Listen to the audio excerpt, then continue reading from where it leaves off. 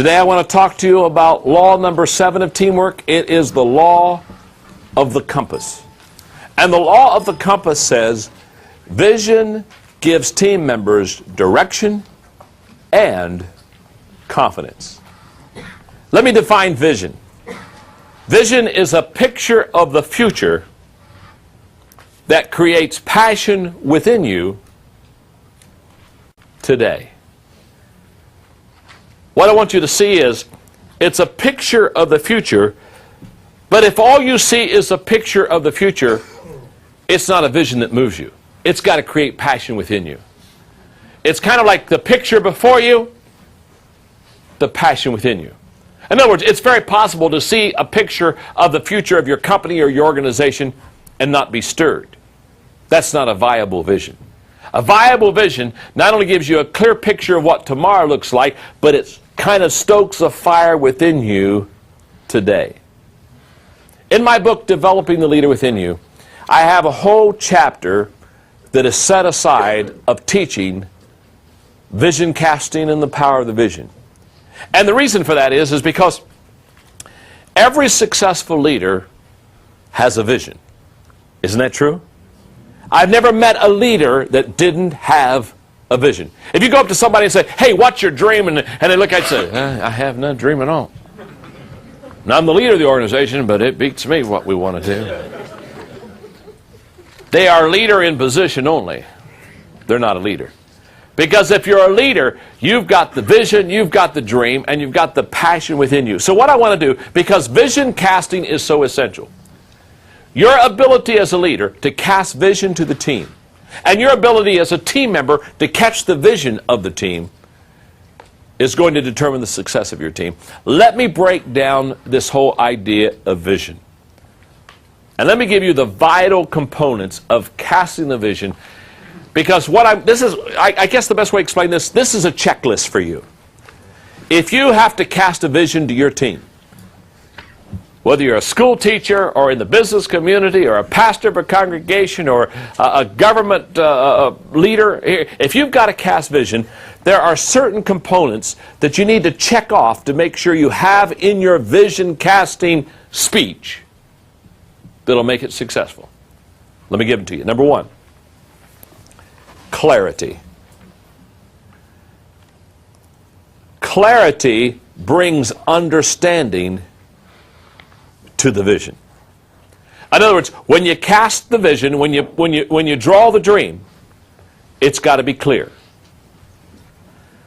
I used to live in San Diego, and for several years I had a wonderful seats right behind the first base dugout of the Padres games, and so I went to some Padres games, and I know they're not very good, but in fact, when I was out there, they were pretty terrible. In fact, I used to say they're the finest minor league team in the majors. But anyway,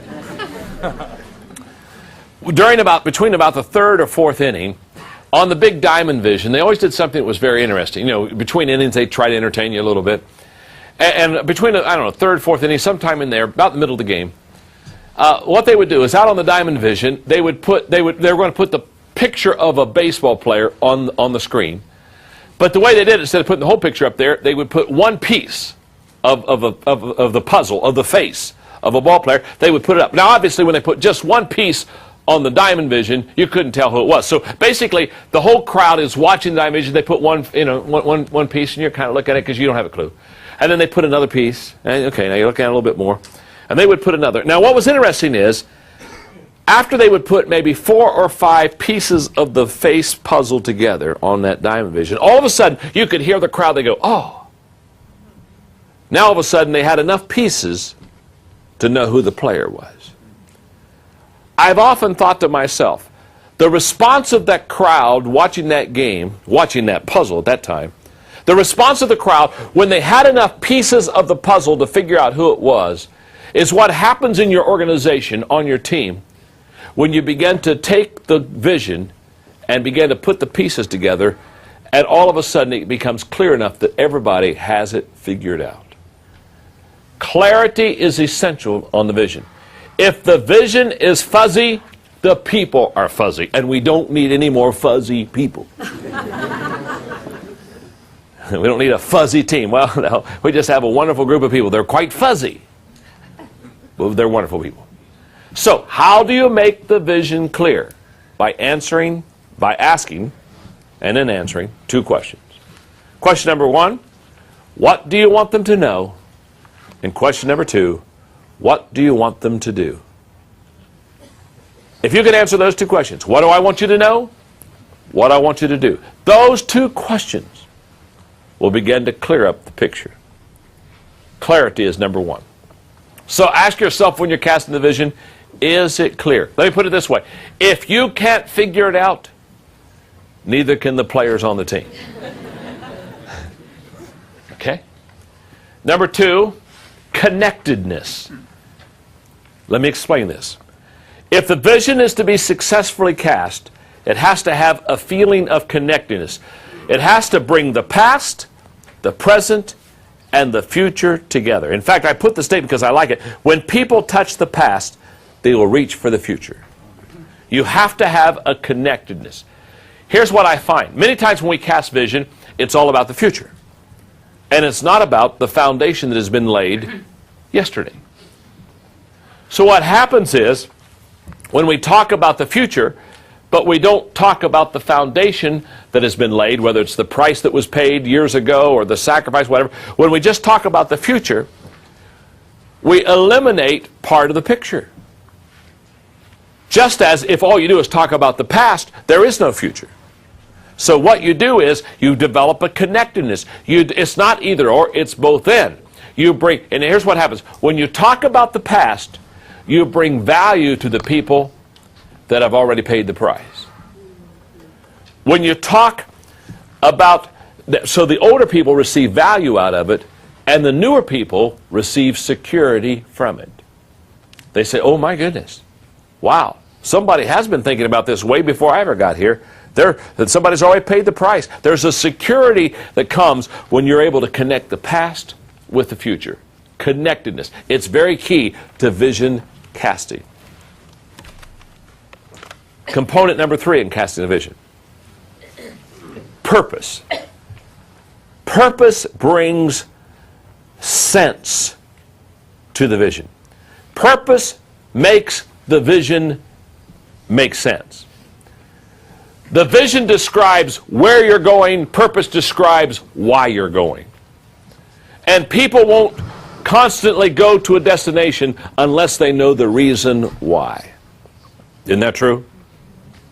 Why are you spending that money? Why are you taking that time? Why are you expending all that energy? If you don't have a why, if you don't have a purpose in the vision, you won't stay on target for the vision. You'll give it up very quickly. You'll lay it aside. Why? Because the purpose is what keeps you on the path to the vision itself. Number 4, goals. When you cast vision correctly, there are goals, because goals bring measurement to the vision. Goals keep the vision realistic. There's a measurement. How well are we doing? Are we there yet? How far are we? How soon will we get there? Now, too many of us, we're like my friend Charlie Brown. Now, there's a study in leadership. Charlie Brown's in the backyard, he's got his bow and arrow, and he's having target practice. What he's doing is he pulls back the string, he lets the arrow fly wherever the arrow flies. No matter wherever it sticks in the board fence, Charlie Brown takes a marker, and wherever the arrow is, he draws a target. And he lets it fly, and he's over here and he's drawing another target. Well, Lucy comes out. You know Lucy, the mother of all board members.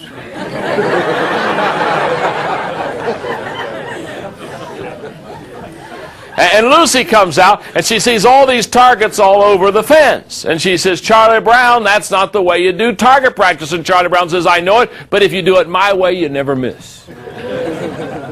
Now, I know all kind of people. That's exactly how they do vision casting. They just put a vision up there and they just slap any goal they want to. and they hope. Are you all right?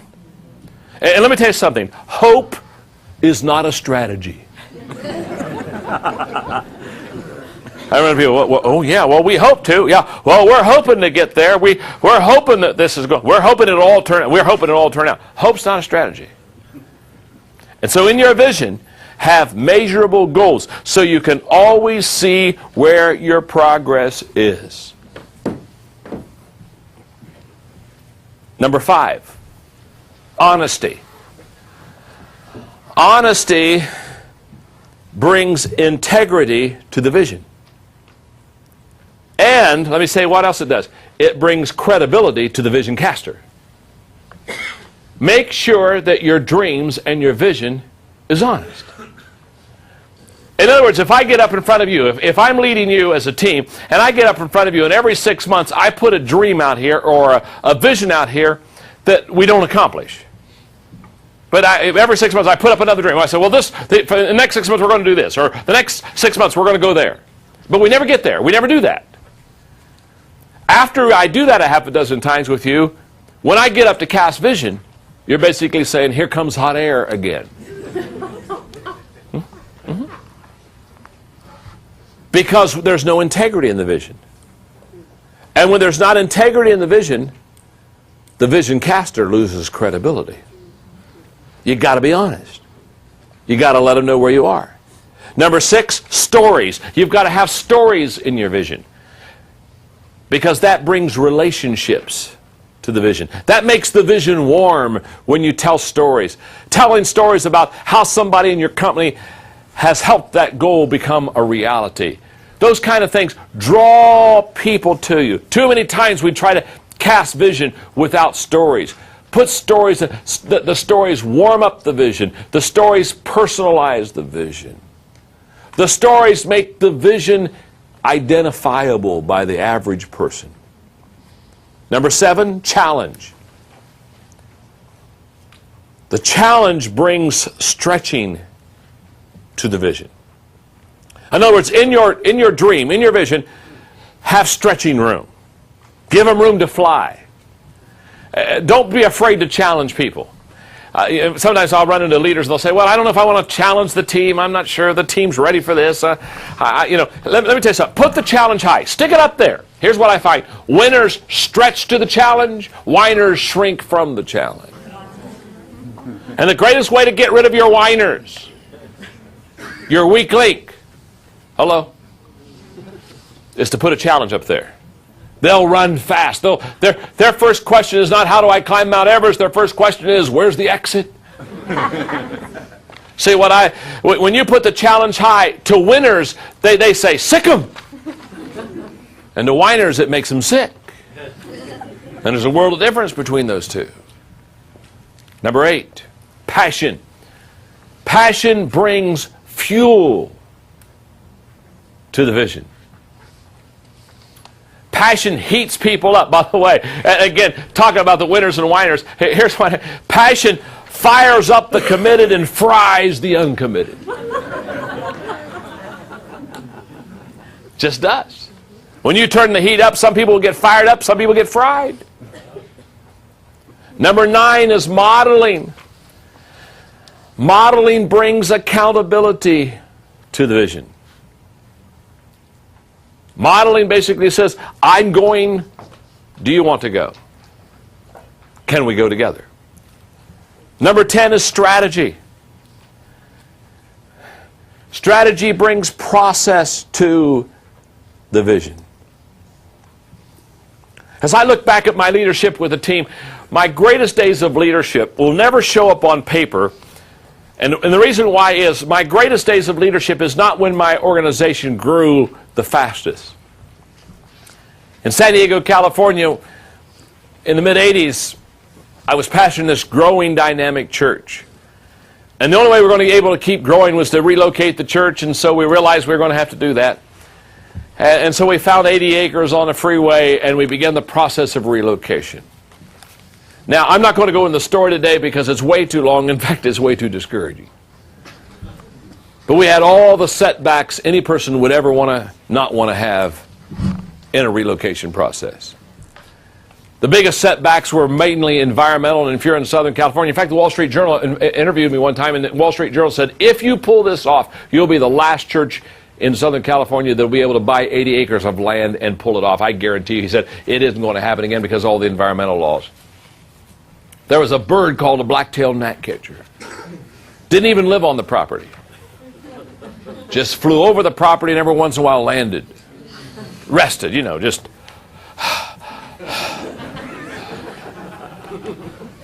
Because the black-tailed gnatcatcher landed on the property, the environmentalists said we couldn't build our buildings on the property. Now, I could go through barriers and barriers. In fact, finally we got through that. How we got through that was by buying 28 acres somewhere else for the birds to land on. As if you train a black-tailed gnatcatcher. Say, you don't land here. You quarter of a mile over there.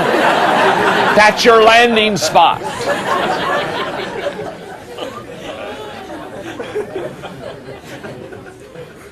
$8 years later, millions of dollars later, we got the zoning. 8 years, millions of dollars. You talk about a challenge? I had to raise millions of dollars on land that I couldn't even assure the people we would build on. I had to keep hope alive on land that we were not even sure would be ours. And for 8 years, I kept hope alive.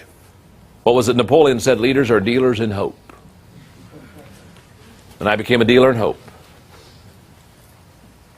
And what's beautiful is in May of 2000, I flew back to San Diego to dedicate the first building on that mountain.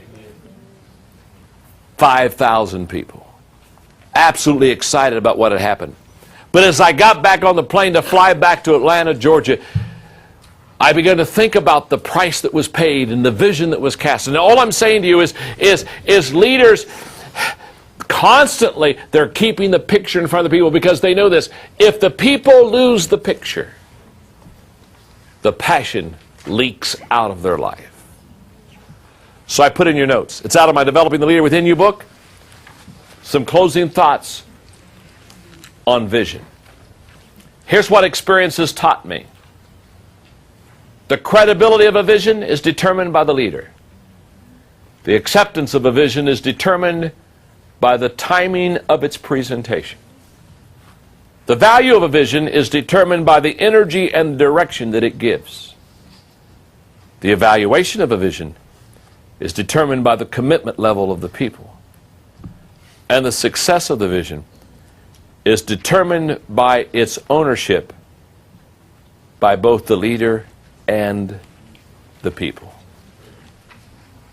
One last teamwork thought. Great leaders take the vision from me to we. That's your goal. The vision has to go from me, the leader, to we, the team. And until that happens, the vision will never be successful. But law number 7 is a great law. It's the law of a compass. Vision gives team members direction, and it gives them confidence.